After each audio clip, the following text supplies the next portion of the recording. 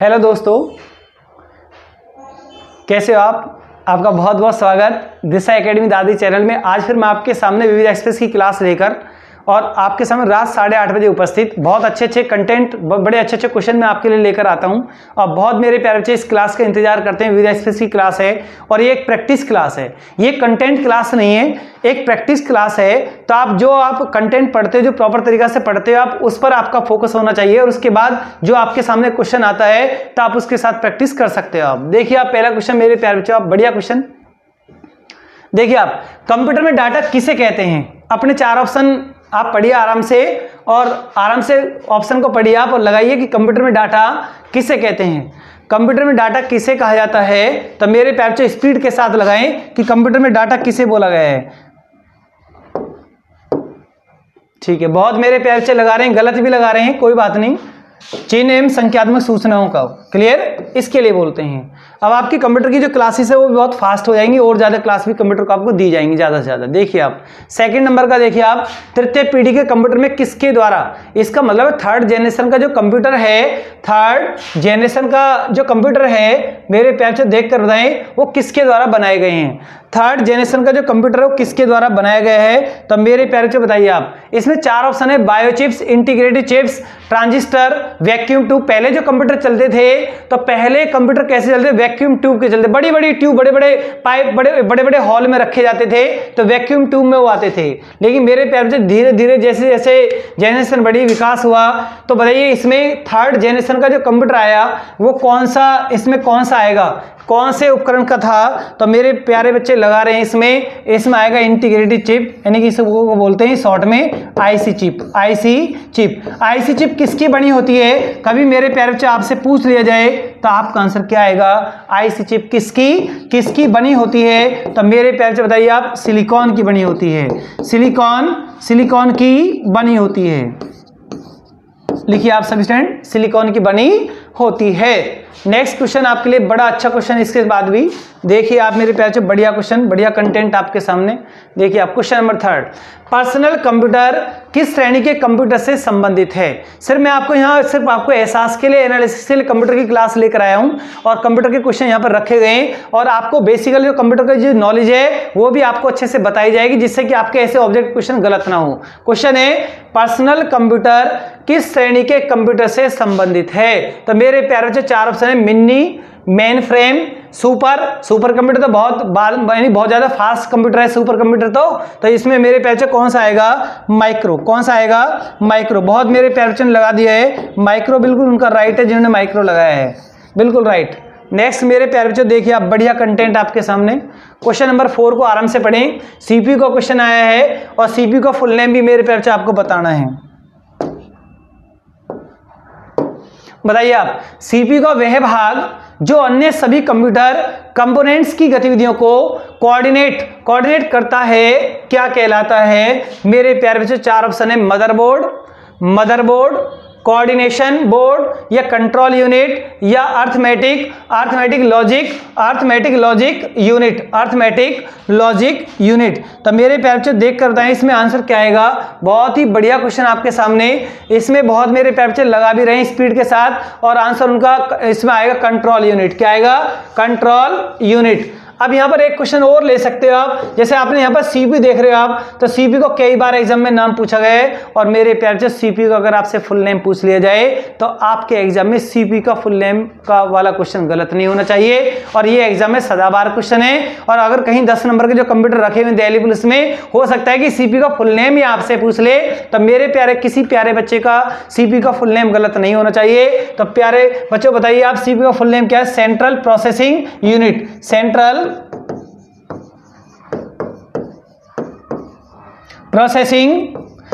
Processing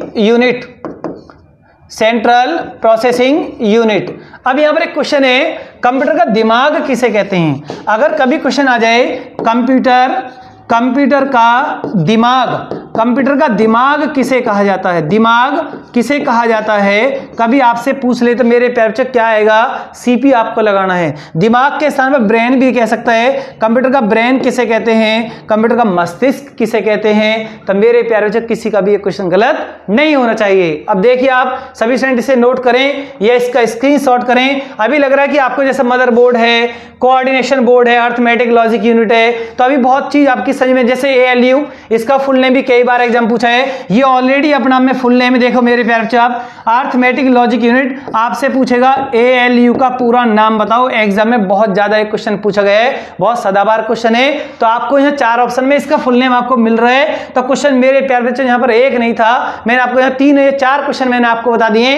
arithmetic logic unit को short में क्या बोलते हैं? ALU बोलते हैं। और CP को फुल नेम क्या है? सेंट्रल प्रोसेसिंग यूनिट है। और यही कंप्यूटर का दिमाग है, ये कंप्यूटर का ब्रेन है, यही कंप्यूटर का मस्तिष्क है। मेरे प्यारे बच्चों देखिए आप इसको नोट करें या इसका स्क्रीनशॉट करें और क्लास को लास्ट तक वॉच करें। अच्छे अच्छे क्वेश्चन, बड़े टॉपिक, बड़े इंपॉर्टेंट क्वेश्चन आपके सामने, हर सब्जेक्ट का क्वेश्चन यहाँ पर आएगा। तो क्लास को लास्ट तक वॉच करते रहें और क्लास के साथ लास्ट तक बने रहें। मेरे प्यारे बच्चों, जो बच्चे क्लास को ज्वाइन नहीं कर रहे वो जल्दी से आए, सारे वर्क छोड़ें, क्लास के साथ ज्वाइन हो जाएं। देखिए आप नेक्स्ट क्वेश्चन, बढ़िया कंटेंट आपके सामने। माइक्रो प्रोसेसर लाखों से बना होता है। तो यहां पर क्वेश्चन देखिए आप, यहां डैश डैश भी लगा हुआ है। माइक्रो प्रोसेसर लाखों से बना होता है। तो हमारे कंप्यूटर का जो माइक्रो प्रोसेसर है, जो प्रोसेस चलता है, वो किसका बना होता है? 4 ऑप्शन आपके सामने है। मेरे प्यारे बच्चों देख कर बताएं, माइक्रो प्रोसेसर लाखों किससे बना होता है? लाखों माइक्रो चिप से बना होता है। लाखों माइक्रो चिप के द्वारा बना होता है। मेरे प्यारे बच्चों आप इसको लगाइए स्पीड के साथ। बहुत अच्छा क्वेश्चन आपके सामने लिखिए आप मेरे प्यारे, बढ़िया पॉइंट आपके सामने। नेक्स्ट पॉइंट देखिए आप, बढ़िया क्वेश्चन देखिए आप, निम्नलिखित में से कौन सा हार्डवेयर नहीं है? कितना बढ़िया क्वेश्चन आपके सामने है। कभी मेरे प्यारे बच्चों आपने देखा जब आप फोन को पहले पावर को दबा दे, फोन की पावर के बटन को दबाते थे, पहले रिलायंस के फोन चलते थे, कुछ फोन जैसे पहले दबाते तो वहां पर क्या लगा, एकदम जावा लिखा आता था। क्या लगा आता था? जावा। तब मेरे प्यारे बच्चों अपने आप में जावा क्या है? जावा अपने आप में क्या, एक सॉफ्टवेयर प्रोग्राम है। एक क्या है? सॉफ्टवेयर है। मोबाइल में पहले मोबाइल के अंदर भी क्या चलता था? जावा। यानी कि जावा अपना में प्रोग्राम है और ये तीनों अपना में उपकरण है। तो मेरे प्यारे से लगाओगे आप, इनमें कौन सा हार्डवेयर नहीं है? ये तीनों हार्डवेयर है, ये अपना में सॉफ्टवेयर है। ये अपना में क्या है? सॉफ्टवेयर। जावा अपना में क्या है? सॉफ्टवेयर है। तो मेरे प्यारे स्पीड के साथ लगाएं, बढ़िया कंटेंट है बिल्कुल आपके सामने। जावा आपका क्या है? सॉफ्टवेयर है और ये तीनों क्या है? हार्डवेयर है। क्या है? हार्डवेयर। देखिए आप मेरे प्यारे आप, बढ़िया कंटेंट। कंप्यूटर का माउस किस प्रकार की डिवाइस है? कितना आसान क्वेश्चन आपके सामने आया है। कंप्यूटर का माउस पूछा जा रहा है। जो माउस होता है वो माउस कौन सी डिवाइस में आता है? तो मेरे प्यारे जो आपका बहुत बेसिकल पॉइंट है, इनपुट आउटपुट। इनपुट और आउटपुट के पॉइंट होते हैं। इनपुट क्या होता है? आउटपुट किसे कहते हैं? इनपुट उसे कहते हैं जिसको हम फीड करते हैं, जिसको हम इंडिकेट करते हैं, यानी जो हम जिसको हम भेजते हैं और जो बाहर निकलता है उसमें से, उसे आउटपुट बोलते हैं। क्लियर? तो मेरे प्यारे बच्चों जो आपने इंफॉर्मेशन भेजी, यानी जो हमने डेटा फीड किया, वो किस में आएगा? इनपुट में। जैसे माउस से आप क्लिक करते हैं, आप क्लिक करने पर सूचना जाती है, उसमें इनपुट होता है, डेटा इनपुट होता है, उसके बाद आउटपुट होता है। तो जिससे आउटपुट हो रहा है वो उपकरण आउटपुट में आता है और जिससे अंदर भेजा जाता है वो इनपुट में आता है। तो मेरे प्यारे बच्चों बताइए आप, कंप्यूटर का माउस किस प्रकार की डिवाइस है? इनपुट डिवाइस है। इनपुट आउटपुट और इनपुट डिवाइस की पूरी परिभाषाएं आपको लिखवाई जाएंगी और इनके उदाहरण भी आपको लिखवाए जाएंगे। सिर्फ यहां पर क्लास थी आपकी एनालिसिस के लिए, एहसास के लिए कि आपके बेसिकल पॉइंट तैयार हैं। बहुत मोस्टली बच्चों के कंप्यूटर के बेसिकल पॉइंट तैयार रहते हैं, उन्हें यहां पर ज्यादा प्रॉब्लम नहीं आएगी। देखिए आप मेरे प्यारे बच्चों, बढ़िया कंटेंट आपके सामने। देखिए आप, माउस का आविष्कार किसने किया है? माउस का आविष्कार किसने किया था? माउस का आविष्कार किसने किया था? मेरे प्यारे बच्चों क्वेश्चन का आंसर लगाइए स्पीड के साथ। माउस की खोज किसने की है? बहुत मेरे प्यारे बच्चे स्पीड के साथ लगा भी रहे हैं, इसका आंसर स्पीड के साथ लगा भी रहे हैं, स्पीड के साथ लगाइए। इसका आंसर IBM आएगा। IBM इसका आंसर नहीं आएगा। इसका आंसर मेरे प्यारे डगलस एंगेलबर्ट आएगा। डगलस एंगेलबर्ट के द्वारा माउस की खोज हुई है। और यहाँ IBM का फुल नेम एग्जाम में कई बार पूछा गया है। तो IBM का फुल नेम मेरे प्यारे क्या है? International business machine. International international business machine IBM का फुल नेम है। और ये जो आईबीएम है ये मेरे प्यारे बच्चों यूएसए अमेरिका की क्या है, कंप्यूटर कंपनी है आईबीएम, इंटरनेशनल बिजनेस मशीन। तब मेरे प्यारे बच्चों आगे लिखिए आप, बहुत अच्छे पॉइंट आपके सामने, आपको सब ऑरेकल वगैरह सब बताए जाएंगे क्या क्या होते हैं। यहां पर देखिए अब ओसीआर प्रकाश स्रोत की सहायता से करेक्टर की क्या होती है, करेक्टर की पहचान होती है, को पहचाना जाता है। तो ओसीआर प्रकाश स्रोत की सहायता से करेक्टर को पहचानता है। तो इन चार में आपको बताना है कि कौन सा उस करेक्टर को या उस चित्र को पहचानता है, उस चित्र में से भी डेटा को पहचान लेता है, उसके नंबर को पहचान लेता है। तब मेरे प्यारे बच्चों देख कर बताएं, बहुत ही बढ़िया पॉइंट आपके सामने, बहुत अच्छा कंटेंट आपके सामने मेरे प्यारे बच्चों, देखिए आप बहुत बढ़िया कंटेंट आपके सामने।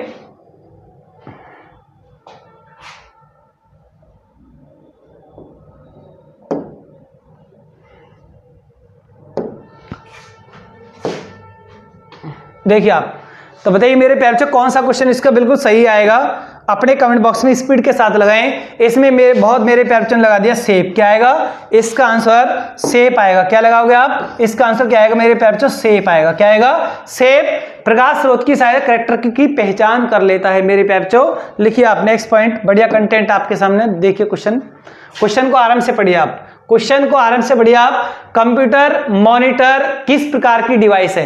कंप्यूटर का जो मॉनिटर होता है, मॉनिटर है जो आपके घर में जो एलईडी लग रही है, कंप्यूटर की जो मॉनिटर आपने देखा होगा टीवी की तरह जो होता है, तो वो कैसी डिवाइस है, तो वो इनपुट है या आउटपुट है। जो कीबोर्ड के द्वारा, सीपीयू के द्वारा, यानी कि जो वो सब क्या है इनपुट है, उनमें हमने डेटा को फीड किया है, तो उनके बाद वो कहाँ किस में दिखाई, जहां पर वो डिस्प्ले में जहां शो होता है वो आउटपुट में आता है। तो यहां पर कंप्यूटर मॉनिटर किस में आएगा कि वहां पर क्या हो रहा है, वो डेटा शो हो रहा है, हमको दिख रहा है, यानी वहां से जो हमने फीड किया वो हमको वहां पर सामने दिख रहा है, तो उसको क्या बोलते हैं मेरे प्यारे बच्चों, वो आउटपुट डिवाइस है। कौन सी डिवाइस में आएगा, आउटपुट डिवाइस में आएगा। तो मेरे प्यारे बच्चों लिख सकते हैं आप, कंप्यूटर का जो मॉनिटर होता है वो आउटपुट डिवाइस में आता है। किस में आता है, आउटपुट डिवाइस में आता है। ठीक है, चलिए आप क्लास के साथ बने रहिए लास्ट तक मेरे प्यारे बच्चों। देखिए आप बढ़िया कंटेंट, यूएसबी का प्रयोग किसके लिए होता है, किस लिए होता है, यूएसबी का प्रयोग किस लिए होता है। तो मेरे प्यारे बच्चों आप अपने ऑप्शन में देख कर बताएं, यूएसबी का जो प्रयोग किसके लिए होता है, स्टोरेज डिवाइस के लिए, या प्रोसेसर के लिए, या पोर्ट टाइप के लिए, या सीरियल बस स्टैंड के लिए। ये चार ऑप्शन आपके सामने हैं, स्पीड के साथ लगाएं मेरे प्यारे बच्चों। इसका आंसर क्या आएगा, स्टोरेज डिवाइस आएगा या पोर्ट टाइप आएगा। तो मेरे प्यारे बच्चों इसका आंसर आएगा पोर्ट टाइप, बहुत मेरे प्यारे बच्चों ने लगा दिया है, इसका आंसर क्या आएगा, पोर्ट टाइप। तब मेरे प्यारे बच्चों आप नेक्स्ट पॉइंट देखिए, बढ़िया पॉइंट कंटेंट आपके सामने। कंप्यूटर किससे सीधे संपर्क करता है, चार ऑप्शन आपके सामने हैं। देखिए आप, हार्ड ड्राइव से, डिस्क ड्राइव से, मॉडेम से, ये यूएसबी पोर्ट से। कंप्यूटर किससे सीधे संपर्क करता है, तब मेरे प्यारे देख रहे हार्ड ड्राइव से। किससे करता है, बहुत मेरे प्यारे ने लगा दिया है, हार्ड ड्राइव से कंप्यूटर सीधे संपर्क करता है। हार्ड ड्राइव किससे करता है, हार्ड ड्राइव से करता है, हार्ड ड्राइव से करता है। तब मेरे प्यारे नेक्स्ट पॉइंट देखिए, बढ़िया कंटेंट आपके सामने। देखिए क्वेश्चन फॉरेन हाइट, अब इसका एक क्वेश्चन और देखोगे आप, देखिए अब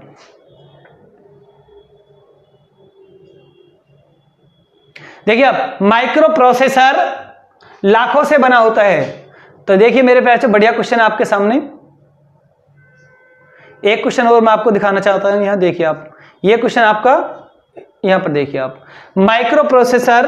इस क्वेश्चन को आप दोबारा से देखिए, ये क्वेश्चन गलत हो गया था। माइक्रो प्रोसेसर लाखों से बना होता है, माइक्रो चिप से नहीं, किससे बना होता है, ट्रांजिस्टर से बना होता है। किससे बना होता है, ट्रांजिस्टर से। मेरे प्यारे ट्रांजिस्टर से बना होता है। इस क्वेश्चन को आप दोबारा से देख सकते हैं, आप रीचेक कर सकते हैं आप। देखिए आप नेक्स्ट पॉइंट मेरे प्यारे, बढ़िया कंटेंट आपके सामने, कितना बढ़िया क्वेश्चन आपके सामने है। देखिए आप, इसके बाद क्वेश्चन नंबर 13 पर हमको जाना है। क्वेश्चन नंबर 13 देखिए मेरे प्यारे, बढ़िया कंटेंट आपके सामने। देखो कितना अच्छा क्वेश्चन आया, देख कर बताइए आप आराम से। क्वेश्चन को समझिए आप, क्वेश्चन को पढ़िए आराम से और देख कर लगाइए मेरे प्यारे, इसका आंसर क्या आएगा।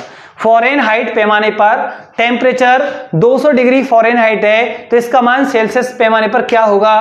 तब मेरे प्यार से इसका आंसर क्या आएगा? बहुत बच्चे अपनी स्पीड के साथ इस क्वेश्चन का आंसर लगा रहे हैं और बहुत बच्चे अच्छे सही भी लगा रहे हैं और गलत भी लगा रहे हैं। इसका आंसर आएगा 93.3 डिग्री सेल्सियस। 93.3 डिग्री सेल्सियस होता है। तब मेरे प्यार से आप आगे देखिए, आप बढ़िया कंटेंट आपके सामने। क्वेश्चन को आराम से पढ़िए, आप क्वेश्चन को आराम से पढ़िए। आपका ये क्वेश्चन आपका संविधान का एक क्वेश्चन है। जिन मेरे प्यारे बच्चों ने संविधान की क्लास को अच्छे से वॉच कर रखा है, बढ़िया तरीका से डीपीएस वगैरह को पढ़ रखा है, वो मेरा प्यारा बच्चा इसको लगा सकता है। स्पीड के साथ पहले क्वेश्चन को आराम से पढ़िए आप।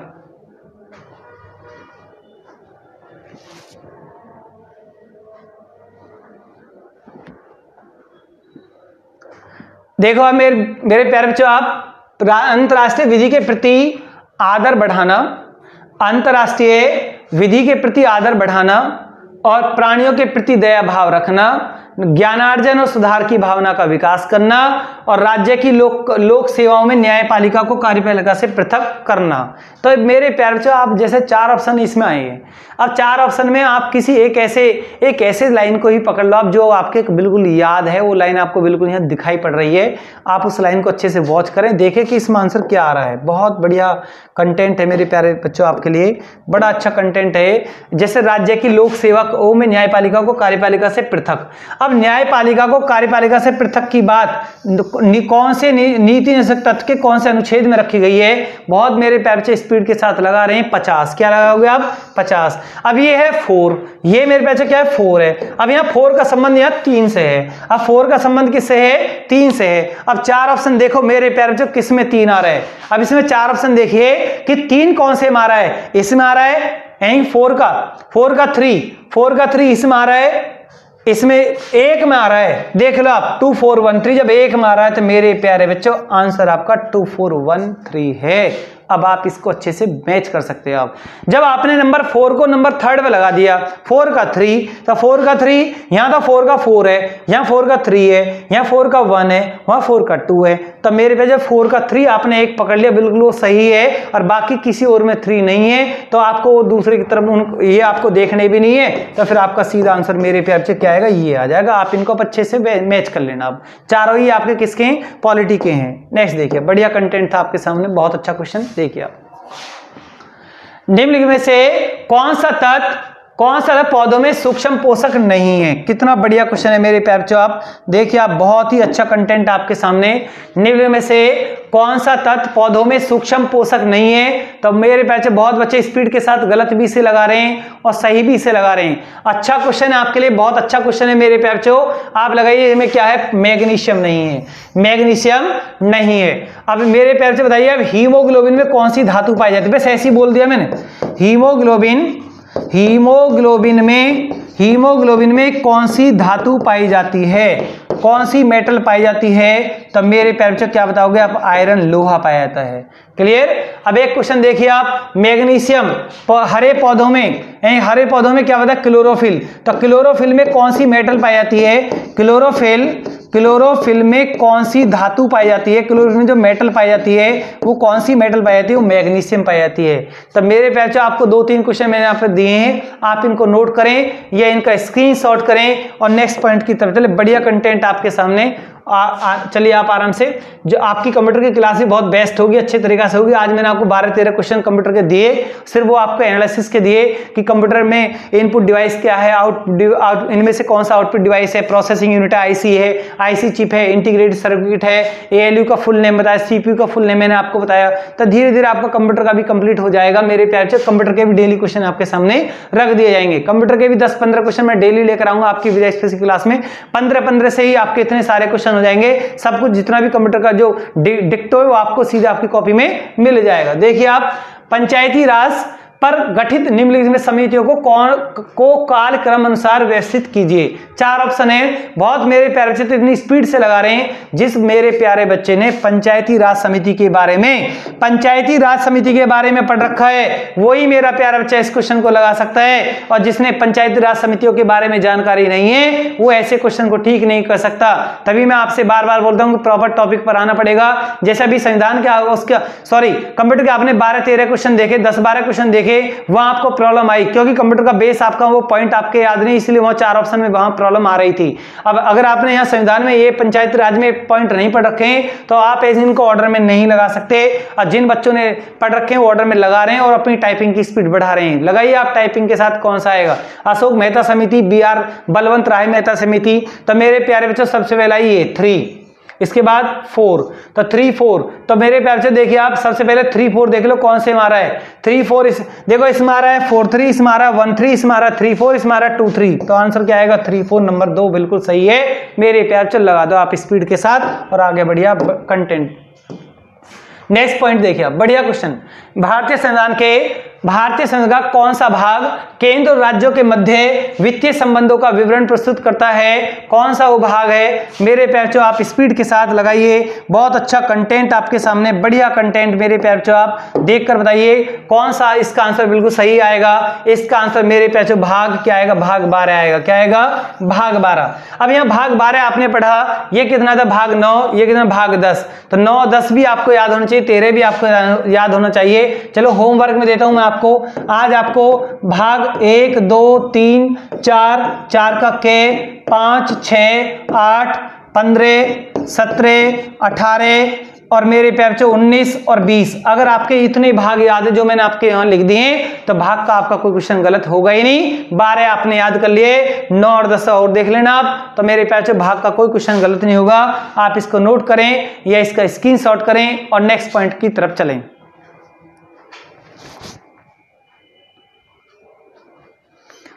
चलिए आप, बहुत बढ़िया क्वेश्चन मेरे प्यारे बच्चों, बहुत बढ़िया क्वेश्चन आपके सामने। चलिए आप क्वेश्चन और भी हैं, देखिए आप सुमेलित कीजिए।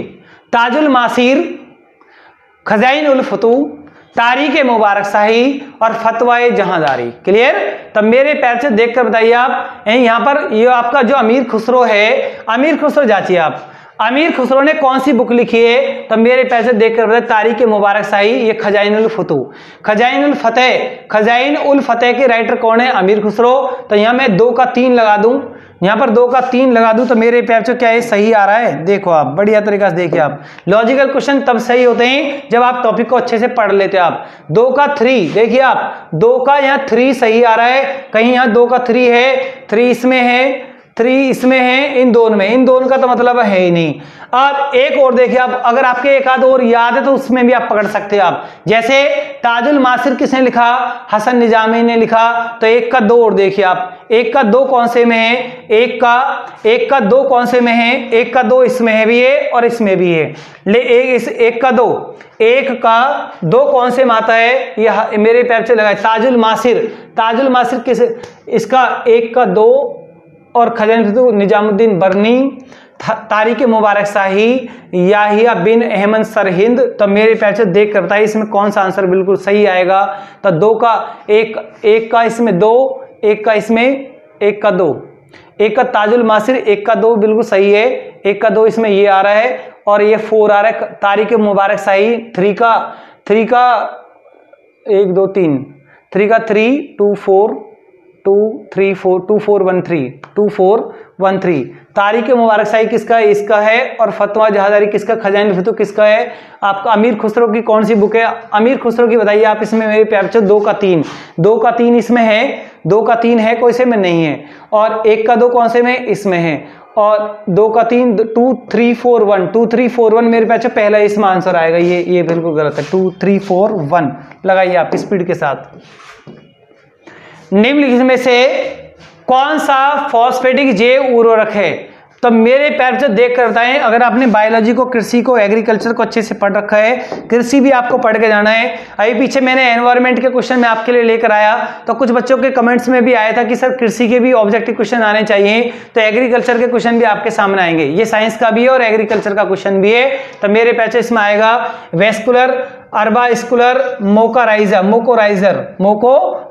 इसका आंसर ये आएगा। स्पीड के साथ लगाएं, बढ़िया कंटेंट के साथ चलें। एक क्वेश्चन देखिए कितना बढ़िया क्वेश्चन आपके सामने आया। अगर इतिहास आपने प्रॉपर तरीका से पढ़ रखा है तो ऐसा क्वेश्चन आपका गलत नहीं होगा।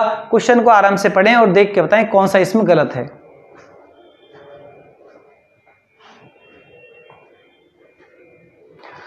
लगाइए मेरे प्यारे बच्चों, क्या आएगा इसमें? नील विद्रोह 1860 बिल्कुल सही है। बिल्कुल सही है, बिल्कुल। देखिए आप, ये तो इसे तो आप गलत कर ही नहीं सकते। और जयंतिया विद्रोह ये भी सही है। कुकी विद्रोह 60 से 90। कुका विद्रोह मेरे प्यारे 1872 में था, 72 थी, यहाँ 32-34 आ रहा है, तो मेरे प्यारे बच्चों ये गलत है। और बाकी 3 की डेट सन जो लिख रही है ये सही है। आपको 3 क्वेश्चन मिल गए हैं। ये 72 में, 1872 में लिख सकते हो आप, ठीक है। नेक्स्ट देखिए आप, बढ़िया कंटेंट आपके सामने। देखिए आप, निम्नलिखित में से कौन सा पोषक तत्व दलहनी फसलों में से गांठ गठन के लिए आवश्यक है? सिलिकॉन, बोरान, उपयुक्त में से कोई नहीं। तो मेरे पैचो स्पीड के साथ लगाएं, कौन सा इसका आंसर बिल्कुल सही आएगा? नाइट्रोजन, सिलिकॉन, बोरान, इसमें आएगा मेरे पैचो बोरान। क्या आएगा? बोरान। नेक्स्ट देखिए आप, बढ़िया कंटेंट है आपके सामने, अच्छा क्वेश्चन है। क्वेश्चन को आप मिला सकते हैं वर्ल्ड ज्योग्राफी में। अगर आपने विश्व के भूगोल में अगर आपने जनजातियों को पढ़ रखा है तो मेरे प्यारे आपको ऐसा क्वेश्चन गलत नहीं होगा। जिन बच्चों ने जनजातियों को पढ़ रखा है वो यहाँ पर मैच कर सकते हैं। इसका आराम से मैच कीजिए मेरे प्यारे बच्चों, इसमें क्या आंसर आएगा। बहुत बच्चों की स्पीड बढ़ भी गई है, क्योंकि इन्हें ऐसे बच्चों को ऐसा क्वेश्चन लगाने में ज्यादा परेशानी नहीं होती है, क्योंकि उन्होंने ऑलरेडी ऑफलाइन की क्लास में ज्योग्राफी को पढ़ रखा है, उन्हें कहीं प्रॉब्लम नहीं आएगी।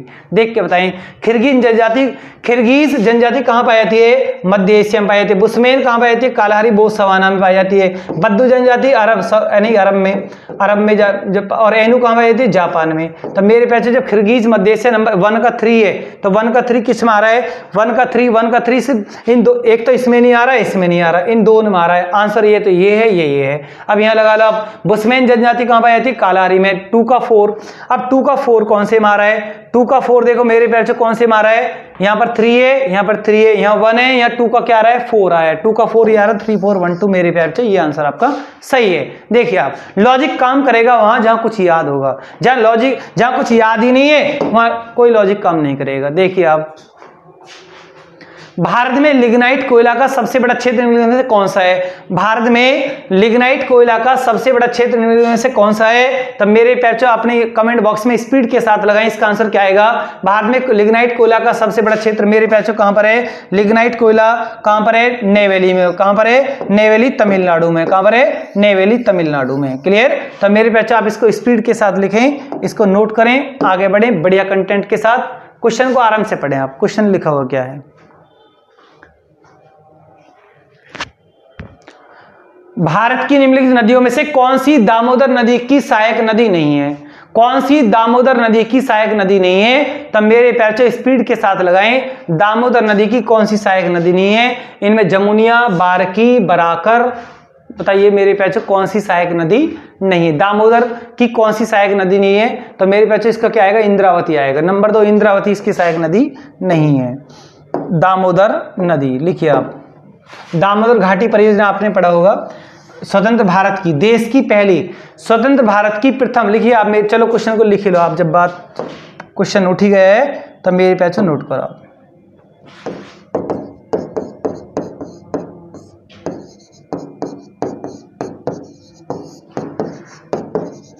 स्वतंत्र भारत की प्रथम बहुउद्देश्य परियोजना,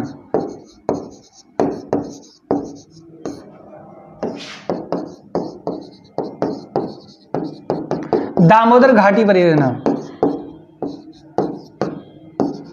झारखंड, सॉरी, बिहार और वेस्ट बंगाल की ज्वाइंट परियोजना है दामोदर घाटी परियोजना। झारखंड में वेस्ट बंगाल की ज्वाइंट परियोजना मेरे प्यार बच्चे आती है, दामोदर घाटी बांध परियोजना। और ये कौन सी सन में बनाई गई थी? 1948 में। देश आजादी की पहली बहुउद्देश्य परियोजना है। लाइट भी बनती है, सिंचाई के लिए भी है, इसीलिए इसको बहुउद्देश्य परियोजना कहते हैं। आगे देखिए आप मेरे पैर, बढ़िया क्वेश्चन को देखिए आप आराम से, क्वेश्चन को आराम से देखिए। नहीं में क्वेश्चन है कि कौन सा सुमेलित नहीं है। कितना बढ़िया मेरे प्यार बच्चों क्वेश्चन आपके सामने है। और मेरे प्यार बच्चों ऐसे क्वेश्चन आपके गलत नहीं होने चाहिए, और ऐसे क्वेश्चन का आप आराम से लगाइए आप। घाट प्रभा नहर परियोजना कर्नाटक में है, और उकाई नहर परियोजना गुजरात में है, नीरा नहर परियोजना महाराष्ट्र में है, और जवाई परियोजना तमिलनाडु में है। तो इसमें मेरे प्यारे आपको गलत बताना है, इसमें गलत कौन सा है। जिन मेरे प्यारे ने ऑफलाइन क्लास में मुझसे वो बांध नहर सब परियोजना पढ़ रखी हैं और बार बार उन्होंने प्रैक्टिस कर रखी है, तो उन मेरे प्यारे बच्चों का क्वेश्चन ये गलत नहीं होगा। और ये क्वेश्चन आपका मेरे प्यारे बच्चों, ये बहुत बच्चे स्पीड के साथ गलत भी लगा रहे हैं और सही भी लगा रहे हैं। जवाई परियोजना मेरे प्यारे बच्चों राजस्थान में, कहां पर है? राजस्थान में जवाई नदी पर ही है। क्लियर? तो बाकी तीन, वो भी तीन हो गए, ये गलत था, ये भी मैंने सही कर दिया है, तो आपके लिए 4 क्वेश्चन आपको यहां मिल गए हैं। देखिए आप मेरे प्यारे, क्लास को लास्ट तक वॉच करें, क्लास के लास्ट तक बने रहें। देखिए आप इस क्वेश्चन को पढ़ो आराम से, देखिए आप सुमेलित कीजिए। आप क्वेश्चन है, एसिड रेन, प्रकाश, रासायनिक धुंध, हीमोग्लोबिन के साथ संयोजन, ओजोन परत का क्षरण। तो 4 ऑप्शन मेरे प्यारे बच्चे आपके सामने हैं। लगता है कि क्वेश्चन हार्ड है, बिल्कुल हार्ड है, कोई बात नहीं, लेकिन मेरे बच्चे चारों पोर्शन हार्ड थोड़ी है, कहीं 2 तो ऐसे भी तो होंगे जो आपको इनकी जानकारी होगी, 2 ने तो आप यहाँ लगा सकते, देखकर आप 2 भी लगा दे तब भी पकड़ लोगे आप इसको। बहुत बच्चे इसको कोशिश कर रहे हैं और टाइपिंग की स्पीड बढ़ा रहे हैं और लगाने की पूरी कोशिश कर रहे हैं। बहुत अच्छा लग रहा है कि वो इस क्वेश्चन का आंसर लगा सकते हैं। देखिए आप अब यहां देखो मेरे पैच, आप ये क्या है? ये अम्ल वर्षा है। अब एसिड रेन, एसिड रेन में, एसिड रेन किस गैस के कारण एसिड रेन होती है? तो यहाँ उस गैस को देख लो, 4 में कौन सी गैस है? वो क्लोरोफ्लोरोकार्बन है, कार्बन मोनोऑक्साइड है, SO2 है। कितनी बार लिखवाया? सल्फर डाइऑक्साइड SO2, SO2 तो है। एसिड रेन के लिए कौन सी, एसिड रेन किस गैस के कारण बरसता है? SO2 के कारण बरसता है, जिसमें कौन सा अम्ल बन जाता है? H2SO4 बन जाता है। अब एक का संबंध किससे है? एक का संबंध 3 से है। एक का संबंध किससे है? एक का संबंध 3 से है। तो मेरे पैचो देखे 3 किस में आ रहा है? 3 इस में आ रहा है, ये गलत है, ये गलत है। अब या तो ये ऑप्शन सही है या फिर ये ऑप्शन सही है। अब हमें एक और ढूंढना है, एक और अपनी जान को बचाना है यहाँ पर कि एक और मिल जाए तो हमारा सही हो जाएगा। अब और आसान देखिए आप, ओजोन परत की तरफ जाइए। ओजोन परत को नुकसान कौन सी गैस पहुंचाती है? क्लोरोफ्लोरोकार्बन मेरे पैचो, जिसको बोलते हैं CFC। क्या बोलते हैं? CFC, chlorofluorocarbon. ओजोन परत का जो क्षरण होता है, ओजोन परत को जो हानि पहुंचती है, जो क्षति होती है, वो कौन सी गैस के द्वारा होती है? CFC के द्वारा, क्लोरोफ्लोरोकार्बन के द्वारा होती है। अब आपने लगाया 4 का 1, तो 4 का 1 मेरे पैचो कौन से में आएगा? 4 का 1 कौन से में आएगा? तो मेरे पैचो देखिए आप, एक तो 3 आपने यहां देख लिया, एक 3 आपने यहां देख लिया। अब यहां 4 का 1 कौन से में आ रहा है? दोनों में आ रहा है। 4 का 1 इसमें भी है और उसमें भी है, तो यहाँ क्या आया? 3 आया, और यहाँ भी 4 का 1 है। देखिए आप, ओजोन परत का क्षरण क्लोरोफ्लोरोकार्बन, 4 का 1, इसमें भी 4 का 1। अब यहाँ दिक्कत कहाँ आ रही है? अब यहाँ देखिए प्रकाश राशिक धुंध का संबंध किससे है? तब मेरे पैचो अपना लगाइए, प्रकाश राशिक धुंध का संबंध किससे है? तो इसमें आंसर क्या आएगा? 3, 2, 4, 1। तो ये, और हीमोग्लोबिन का संबंध तो आएगा इससे, यही 3 का आएगा 2, 3 का 2 कौन से में है? इसमें है। तो मेरे पैचो आंसर आपका 1 आ जाएगा। क्या आ जाएगा? 1 बिल्कुल आपका राइट है। आगे देखिए आप, बढ़िया कंटेंट आपके सामने। माइकोराइजा एक सिम्बायोटिक संबंध रखता है। माइकोराइजा एक सिम्बायोटिक रिलेशन रखता है। तो माइकोराइजा का जो संबंध है वो शैवाल और पौधों के बीच है, या शैवाल और कवक के बीच है, शैवाल और कवक के बीच है, या कवक और प्लांट के मध्य है, या नील हरी शैवाल और कवक के मध्य है। बहुत अच्छा क्वेश्चन है आपके सामने। अब तक आप पढ़ते आए, कवक व शैवाल के बीच सिम्बायोटिक प्लांट लाइकेन कहलाया। क्या कहलाया? लाइकेन्स। अब ये है माइकोराइजा, तो इसका संबंध मेरे पैचो वो नहीं आएगा, ये आएगा। क्लियर? अगर शैवाल और कवक के बीच का संबंध पूछे और नया प्लांट बनता है, कौन सा एक पौधा बन जाता है इन दोनों को मिलाकर? यहाँ पर एक पौधा बनता है जिसका नाम है लाइकेन। अब यहाँ लाइकेन की बात नहीं चल रही थी, वहां माइकोराइजा की बात चल रही थी, तब मेरे पैचो इसका आंसर आएगा ये। क्लियर? आप नेक्स्ट देखिए आप मेरे प्यारे बच्चों, बढ़िया कंटेंट आपके सामने। क्वेश्चन को आराम से पढ़ें, क्वेश्चन आपके लिए बहुत अच्छा क्वेश्चन है। विटामिनों के बारे में निम्न में से कौन सा कथन सही नहीं है? कौन सा कथन सही नहीं है? पहला कथन पढ़िए आप, आराम से पढ़िए आप, पहले कथन में क्या लिखा हुआ है, पढ़िए आप आराम से।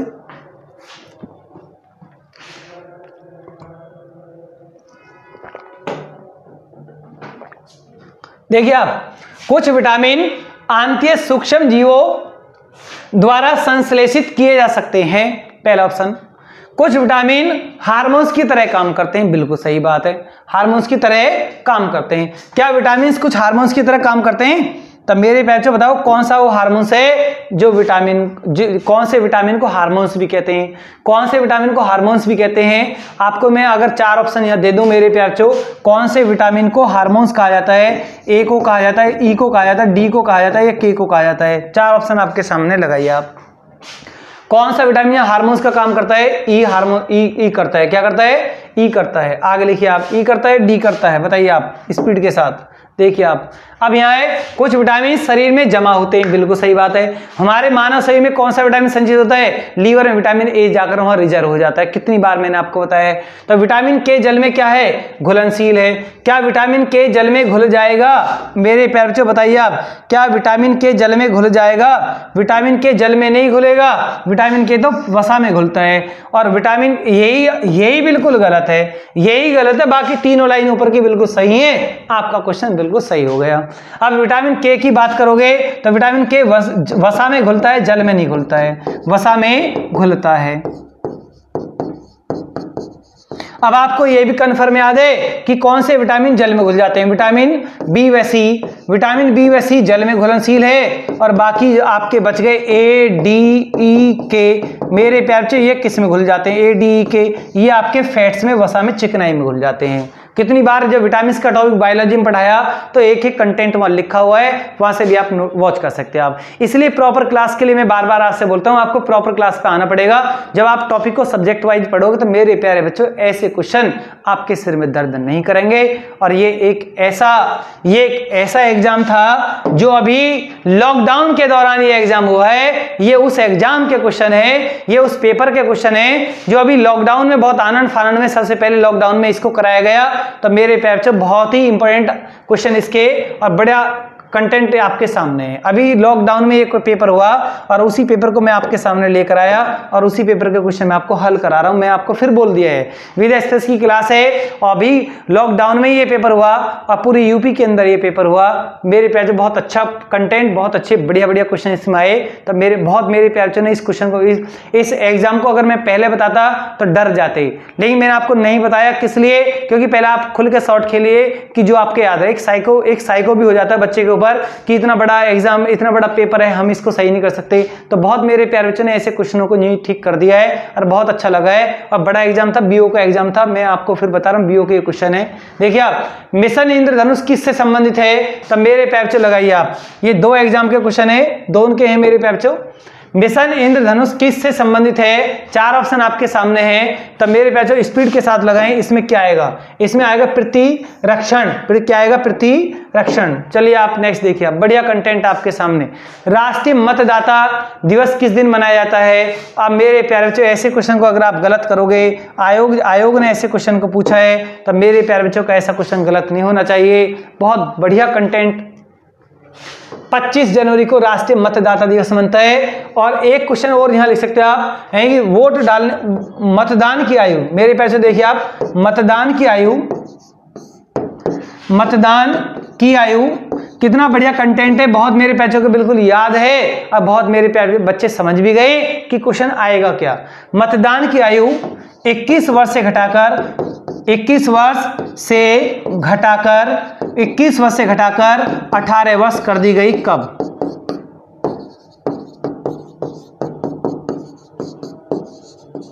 तो आंसर क्या आएगा? 61वां संविधान संशोधन 1989 के अंतर्गत। 61वां संविधान संशोधन 1989 के अंतर्गत। तो मेरे प्यारे बच्चे आप इसको नोट करें या इसका स्क्रीनशॉट करें और नेक्स्ट पॉइंट की तरफ चलें। क्लास को लास्ट तक वॉच करें, बड़े अच्छे अच्छे क्वेश्चन आपके सामने आ रहे हैं, ये आपकी प्रैक्टिस चल रही है। तो देखिए आप मेरे प्यारे बच्चे, क्वेश्चन कितना बढ़िया है। महिला एवं बाल विकास मंत्रालय द्वारा शुरू किया गया और अभियान कौन सा है? World wave women, wonder world women, wave wide women, way wonder women. तो बहुत मेरे पैसे स्पीड के साथ लगा रहे हैं और मैंने आपको शायद करंट अफेयर्स में भी एक क्वेश्चन आपको लिखवा दिया था।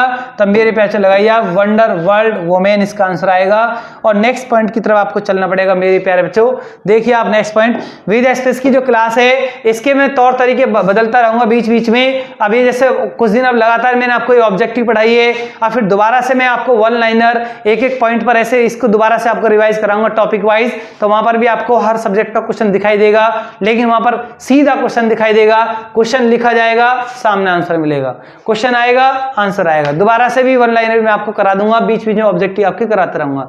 राष्ट्रीय विज्ञान दिवस कब मनाया जाता है? तब मेरे प्यारे बच्चों स्पीड के साथ लगाएं, इसका आंसर क्या आएगा? बहुत मेरे प्यारे बच्चे लगा भी रहे हैं। राष्ट्रीय विज्ञान दिवस कब मनाया जाता है? बहुत बच्चों ने लगा दिया है 28 फरवरी को मनता है। 28 फरवरी 1930 को 28 फरवरी 1930 को सीवी रमन को क्या मिला? नोबेल अवार्ड मिला। सीवी रमन को नोबेल भौतिकी नोबेल अवार्ड, कौन सा? फिजिक्स का भौतिकी नोबेल अवार्ड दिया गया। और फिजिक्स का जो नोबेल अवार्ड मिला और कौन से सिद्धांत के ऊपर दिया? प्रकाश के प्रकीर्णन के ऊपर, प्रकाश का प्रकीर्णन या स्कैटरिंग ऑफ लाइट के ऊपर, प्रकाश का प्रकीर्णन या स्कैटरिंग ऑफ लाइट के ऊपर ये अवार्ड मिला। तब मेरे प्यारे बच्चों इसीलिए हम राष्ट्रीय विज्ञान दिवस 28 फरवरी को मनाते हैं। और सबसे पहले भारत में किस वैज्ञानिक को अवार्ड मिला है साइंस का अवार्ड भौतिक क्षेत्र में? वो सीवी रमन है, जिन्होंने कौन सी थ्योरी दी थी? Scattering of light. बताया था कि प्रकाश किस तरह से फैलता है। प्रकाश वायुमंडल में उपस्थित धूल के कणों के द्वारा फैलता है, तभी हमें पृथ्वी से आकाश कैसा दिखाई पड़ता है? नीला दिखाई पड़ता है। चंद्रमा से आप आकाश अंतरिक्ष देखोगे तो कैसा दिखाई पड़ेगा? काला दिखाई पड़ेगा, क्योंकि चंद्रमा पर वायुमंडल नहीं है, और वायुमंडल नहीं है तो धूल के कण नहीं है। अच्छा, धूल के कण नहीं है तो प्रकाश फैल नहीं सकता। तब मेरे प्यारे से ये कंडीशन है प्रकाश के प्रकीर्णन के कारण। देखिए आप, बढ़िया कंटेंट आपके सामने। देखिए आप, ग्लोबल सोलर काउंसिलिंग का पहला भारतीय अध्यक्ष कौन था? कौन बना? बढ़िया क्वेश्चन आपके सामने मेरे प्यारे बच्चों। देखिए आप, बढ़िया कंटेंट आपके सामने, बड़ा अच्छा क्वेश्चन आपके सामने। बहुत बच्चे स्पीड के साथ लगा भी रहे हैं, लेकिन गलत होने के चांस ज्यादा बन रहे हैं।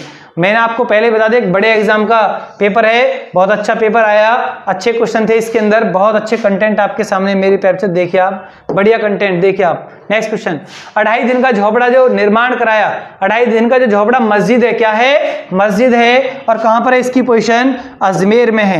बहुत मेरे प्यारे बच्चे इसका आंसर लगा रहे हैं, बहुत अच्छा मुझे लग रहा है, इसका आंसर लगा रहे हैं, बिल्कुल सही लगा रहे हैं मेरे प्यारे बच्चे।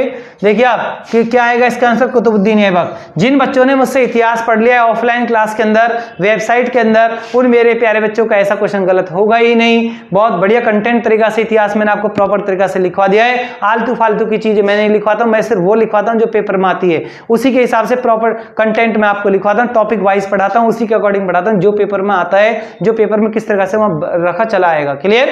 आलतू फालतू पढ़ाने से कोई फायदा नहीं है, हमें सिर्फ उतना पढ़ना है जिससे हमारी परीक्षा पास होती है, लेकिन वो कंटेंट के साथ, प्रॉपर तरीका के साथ, ऑर्डर के साथ आपको पढ़ना होता है। देखिए आप, अब यहां पर क्वेश्चन था 2.5 दिन का जो झोपड़ा मस्जिद कहां पर है? ये आपकी मेरे प्यारे बच्चों अजमेर में। कहां पर है? अजमेर। अजमेर पर भी बहुत सारे क्वेश्चन है। पुष्कर झील कहां पर है? अजमेर में है। तो मेरे प्यारे बच्चों आप नेक्स्ट पॉइंट देखिए, बढ़िया कंटेंट आपके सामने, बढ़िया। देखिए आप, कितना बढ़िया क्वेश्चन है। स्पीड के साथ टाइपिंग करें। अगर ऐसे क्वेश्चन को गलत करोगे तो मेरे प्यारे बच्चों आप फाइट से बाहर हो जाओगे। एग्जाम हॉल में जब एग्जाम दोगे तो एग्जाम हॉल में आपको बाहर कॉपी करने के चेक करने की जरूरत भी नहीं पड़ेगी, उसमें ही पहले फेल हो जाओगे आप।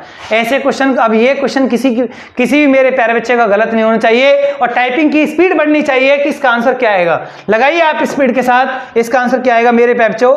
लगाइए स्पीड के साथ। बहुत बच्चे टाइपिंग की स्पीड बढ़ा रहे हैं, कोई दिल्ली लगा रहा है, कोई मुल्तान लगा रहा है, कोई लाहौर लगा रहा है, कोई सिंध लगा रहा है। लेकिन जिन मेरे प्यारे बच्चों ने मुझसे ऑफलाइन क्लास या मेरी दिशा वेबसाइट पर इतिहास को पढ़ लिया है, उस मेरे प्यारे बच्चे का कभी क्वेश्चन गलत नहीं होगा। चाहे दिशा की वेबसाइट कोई इंटर पास करने के बाद बिगिनर बच्चे ने पढ़ी है या तैयारी कर रहा है 2 महीने से उसने पढ़ी है, उसका भी इतिहास का क्वेश्चन गलत नहीं होगा। उनके पास अच्छे से कंटेंट पूरे इतिहास का पहुंच चुका है, ज्योग्राफी उनकी पहुंचने वाली है, उसके बाद उनका पूरा साइंस पहुंच जाएगा उनके पास। तो मेरे प्यारे बच्चों आप प्रॉपर कंटेंट के लिए आपको साइट पर जाना पड़ेगा। ये प्रैक्टिस क्लास, एहसास क्लास आपके लिए कितना बढ़िया कंटेंट आपके सामने। अपनी टाइपिंग की स्पीड बढ़ाएं, अपनी टाइपिंग की स्पीड बढ़ाएं इस क्वेश्चन में। तो मेरे प्यारे बच्चों आपका एक क्वेश्चन गलत नहीं होना चाहिए। बंगाल शासन के प्रथम गवर्नर जनरल कौन थे? बहुत मेरे प्यारे बच्चे स्पीड के साथ लगा रहे हैं। Robert Clive, Lord Cornwallis, Warren Hastings, या उपरोक्त में से कोई नहीं। तो मेरे प्यारे बच्चों लगाइए स्पीड के साथ। बहुत अच्छा लग रहा है कि आप क्वेश्चन का जो आंसर लगा रहे हो, आप बहुत खुशी हो रही है मुझे कि आपने इतनी टाइपिंग की स्पीड के साथ क्वेश्चन का आंसर लगाया। लेकिन कुछ नादानी कर रहे हैं, कुछ गलत भी लगा रहे हैं, गलत मत लगाइए आप। देखिए वॉरेन हेस्टिंग्स, वॉरेन हेस्टिंग्स। अगर यहां से मैं जर्नल वर्ड को हटा दूं और गवर्नर ही आपसे पूछा जाए तब आप लगाते रॉबर्ट क्लाइव, तब मेरे प्यारे बच्चों क्या लगाते? Robert Clive. अब यहां पर गवर्नर जनरल वर्ड है, पहला पूछा गया है वॉरेन हेस्टिंग्स। ये वही वॉरेन हेस्टिंग्स है जिसने बंगाल से द्वैध शासन को समाप्त किया और 1784 पिट्स इंडिया एक्ट में द्वैध शासन को दोबारा से लाया गया। तब ये नाराज हुआ और वॉरेन सिंह नाराज होकर वापस लंदन चला गया था मेरे प्यारे बच्चों, लंदन चला गया था। क्लियर। देखिए आप नेक्स्ट पॉइंट, ये वो लॉर्ड कॉर्नवालिस है जो भारत में सिविल सेवा का जनक है। ये वो लॉर्ड कॉर्नवालिस है जो सिविल सेवा का जनक कहलाया है। सिविल सेवा का जनक किसको माना गया है? लॉर्ड कॉर्नवालिस को माना गया है। और ये वही लॉर्ड कॉर्नवालिस है जिसने स्थायी भूमि बंदोबस्त का जनक भी ये कहलाया है। स्थायी भूमि बंदोबस्त, लगान वसूली, स्थायी भूमि बंदोबस्त की जो शुरुआत हुई है वो भारत में कौन सी सन में हुई है? बहुत मेरे पैसे स्पीड के साथ टाइपिंग कर रहे हैं। 1793। इसको नोट कीजिए, ये इसका स्क्रीनशॉट कीजिए और आगे बढ़िए मेरे प्यारे बच्चों। आप देखिए, आप नोट करो आराम से, बढ़िया कंटेंट आपके सामने।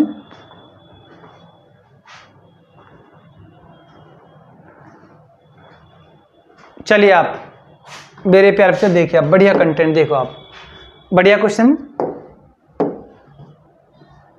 कांग्रेस की प्रथम भारतीय महिला अध्यक्ष कौन थी? करिए क्वेश्चन को गलत करिए आप। जिन बच्चों ने इतिहास को पढ़ रखा है मैं भी देखता हूं आप इस क्वेश्चन को कैसे गलत करते हैं। आप करिए गलत, स्पीड के साथ टाइपिंग करिए कि लगाइए गलत कौन सा है। गलत कर रहे हो आप इसको, अच्छा सही कर रहे हो आप। गलत नहीं करना है, सही करना है, क्योंकि आपने सब कुछ पढ़ लिया है। ये सिर्फ मैंने इसलिए बोला है कि आपका मॉरल बहुत हाई हो चुका है। आप इतिहास जैसे इतिहास के किसी पार्ट के क्वेश्चन को, प्राचीन मध्य आधुनिक को मेरे प्यारे बच्चे गलत नहीं कर पाएंगे, क्योंकि वो बहुत अब आगे बढ़ चुके हैं, उन्हें कहीं कोई प्रॉब्लम नहीं आई है। और वो बच्चे तो इतना भी दम भरते हैं कि कांग्रेस की प्रथम भारतीय महिला अध्यक्ष पूछी जा रही है तो सर जी हम तो आपको सन भी बता देंगे 1925। कहां पर? कानपुर में। तो इतने प्यारे बच्चे भी जो सन भी लिख रहे हैं और स्थान भी लिख रहे हैं, और इतने प्यारे बच्चे हैं जो एनी बेसेंट की तरफ भी ध्यान दे रहे हैं। 1917 कलकत्ता अधिवेशन, पहली महिला अध्यक्ष। वो भारतीय वर्ड है, इसमें भारतीय वर्ड है, इसमें भारतीय वर्ड नहीं है। ये पहली महिला अध्यक्ष, ये आयरिश मूल की महिला है, एनी बेसेंट। तो मेरे प्यारे बच्चे आप इसको नोट करें या इसका स्क्रीनशॉट करें। बहुत अच्छा क्वेश्चन आपके सामने, बड़े अच्छे कंटेंट आपके सामने है। देखिए आप नेक्स्ट पॉइंट, पुष्यमित शुंग द्वारा 2 अश्वमेध यज्ञ किए जाने के बारे में जानकारी किस लेख से मिलती है? सारनाथ अभिलेख से। मेरे पैर से लगाइए आप, इसका आंसर अयोध्या अभिलेख आएगा। और ये पुष्यमित शुंग वो है जिसने मौर्य वंश के अंतिम राजा, यूपी पुलिस में क्वेश्चन आया था, मौर्य वंश के अंतिम राजा वृद्धरथ की हत्या की और शुंग वंश की स्थापना की, और यहां से ब्राह्मण साम्राज्य स्टार्ट हुआ। मौर्योत्तर काल में इनका वंश आता है। मौर्योत्तर काल में भागवत धर्म का उदय हुआ। जब इसने 2 अश्वमेध यज्ञ कराए तो उनका पुरोहित किसको बना दिया? पतंजलि को बना दिया। ये वही पतंजलि है जो योग दर्शन के जनक हैं और जिन्होंने एक व्याकरण ग्रंथ भी लिखा है। कौन सा व्याकरण ग्रंथ? महाभाष्य ग्रंथ। मेरे प्यारे बच्चों आप नोट करें या इसका स्क्रीनशॉट करें और नेक्स्ट पॉइंट की तरफ। बढ़िया कंटेंट आपके सामने देखिए आप। हिमालय की प्रमुख श्रेणियों में से पीर पंजाल श्रेणी किस मुख्य श्रेणी में स्थित है? पीर पंजाल पहले तो आपके याद होना चाहिए इसकी पोजीशन कहां पर है। पीर पंजाल J&K में आता है। कहां? J&K। अब यहां पर्वत पूछ रहा है किसका पार्ट, तो लघु हिमालय का। मेरे प्यारे बच्चों लघु हिमालय, शिवालिक नहीं आएगा। शिवालिक भारत में, चलो शिवालिक का क्वेश्चन आ रहा है तो शिवालिक के क्वेश्चन को एक बार और देख लो मेरे प्यारे बच्चों, कितना बढ़िया कंटेंट आपको यहां मिलेगा। यानी कि अगर भारत में नया पर्वत आपसे पूछा जाए, नवीन पर्वत श्रृंखला पूछी जाए, तो भारत में नवीन पर्वत श्रृंखला ये है। नवीन पर्वत, भारत में नवीन पर्वत श्रृंखला आपसे पूछा जाए तो शिवालिक है मेरे प्यारे बच्चों। कहां क्या है? शिवालिक है। आगे चलिए आप, बहुत बेस्ट कंटेंट आपके सामने। ज्योग्राफी आएगी, वर्ल्ड ज्योग्राफी, तब देखना आप। प्रथम विधि आयोग के अध्यक्ष कौन थे? मेरे प्यारे बच्चों स्पीड के साथ लगाएं। प्रथम विधि आयोग के अध्यक्ष कौन थे? स्पीड के साथ लगाएं मेरे प्यारे बच्चे। इसका आंसर क्या आएगा? बहुत मेरे प्यारे बच्चे इस क्वेश्चन का आंसर लगा रहे हैं, गलत भी लगा रहे हैं, सही भी लगा रहे हैं। और बहुत बच्चों ने तो स्पीड की टाइपिंग की स्पीड इतनी कर रखी है, उन्हें कहीं प्रॉब्लम नहीं है। लगा दिया उन्होंने लॉर्ड मैकाले। क्या लगा दिया? ये वो लॉर्ड मैकाले है जो 1835 में शिक्षा पद्धति लेकर आया, जिसको लॉर्ड मैकाले शिक्षा पद्धति कहते हैं। शिक्षा पद्धति, और इस शिक्षा पद्धति में इसने शिक्षा का माध्यम क्या रख दिया?